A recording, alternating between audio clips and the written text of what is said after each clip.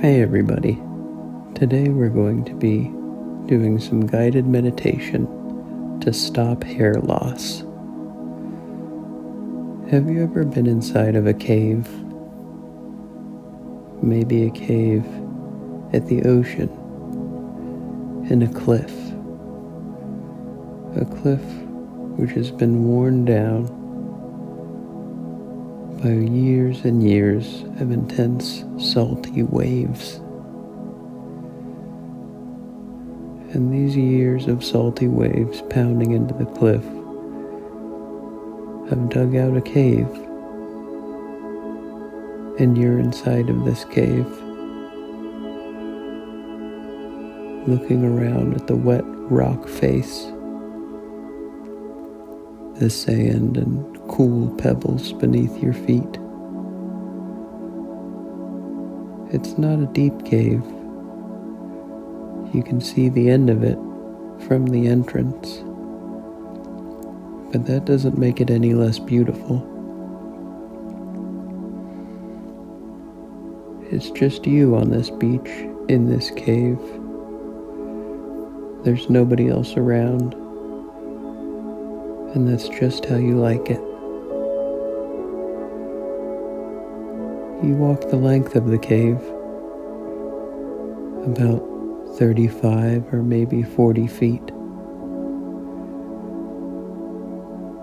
And when you reach the back, you turn around and look at the entrance, glowing white compared to the dark inside of the cave. It's beautiful in here. It's quiet, but not silent. You can still hear the wind, the waves crashing on the beach. You can hear quiet dripping along the stone wall. It's probably 20 or 30 degrees cooler in the cave than it is on the outside. And it feels nice to be in this cool space, alone, wet. Your feet are covered in sand, but you don't mind. You took your shoes off about 30 minutes ago, and you're holding both of them along with your socks in your right hand. Your left hand is wet because you've been touching the stone walls in the cave, which are also wet. You thought that there might be small hermit crabs or other sea creatures in this cave, but you have found none. If they're here, you haven't seen them. And you don't feel disappointed about this. You like that you can't see any other animal life within this cave. It makes you feel alone in a good way. You wonder what this cave was like before it was a cave, when it was just solid rock. What is that rock doing now that used to be a part of the cave, but has now been worn out?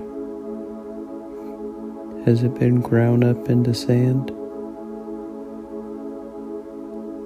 Or are there still pieces of this cave that are large boulders somewhere? Maybe even just a fist-sized rock, good for throwing, good for making a big splash. You'll never know the answers to these questions.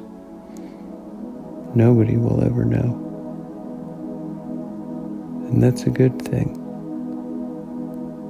because a lot of questions shouldn't be answered. There's a lot of things in life you should not know about. It's all right to ask questions, But it's also alright to not get an answer to some of those questions. That can be a difficult thing to understand for some people who want to know about everything all the time. I know some scientists, and they want to know the answers to questions that I don't even understand. And I'm glad that there are people like that out there, smarter than me, trying to answer questions that I would never think to ask. But I hope they understand that some of those questions will never be answered, and that might be okay. Do you know what else is okay? Going to a farm, an orchard really, not an apple orchard, apples are gross, but an orchard that contains trees, and these trees produce fruit other than apples, which tastes good, like oranges. Going to an orange orchard is okay. Walking through the rows of trees, snipping off a sneaky orange now and again, ripping it in half with your bare hands, and sucking out its sweet, sour juices. That's okay. And when you've eaten your fill of oranges, as you walk through the orchard, you scatter the spent orange peels on the ground under the trees. And the orange peels will eventually rot away into the earth and help the trees produce more oranges for next year, or however long it takes for a tree to produce an orange. I assume they do it annually, but if they don't, I don't blame them. It's probably a lot of work to produce oranges.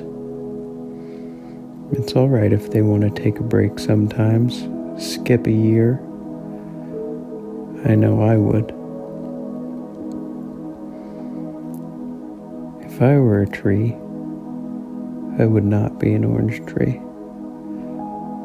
No, I wouldn't be a tree that so readily attracts people to me by my sweet and succulent orange orbs. If I were a tree, I would like to be a tree that repels people from me. I would like to be a tree that was covered in spikes and snakes and poisonous lizards, and I would also like to be a tree that smells really bad. Now, I don't know if there's a single type of tree that has all of those qualities: spikes, snakes, lizards, stinks. But I like to think that if I were a tree, I would possess those qualities. This could have some unintended consequences, though. My goal would be to repel people so that I would be left alone, just to live among other trees.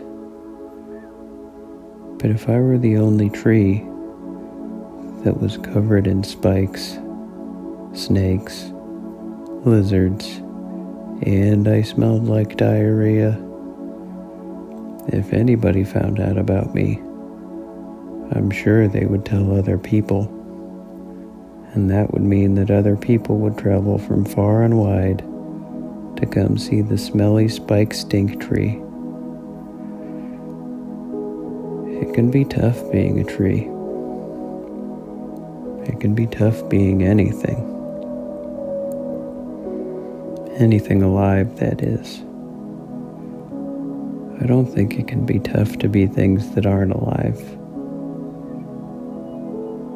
That cave never has any bad days or good days. It's just a cave. It's a big piece of rock with some of it dug out. It doesn't care. It doesn't even notice that you're standing inside of it. That would be pretty nice. To be a cave and not notice or care about anything. Just there, existing. That would be pretty nice indeed.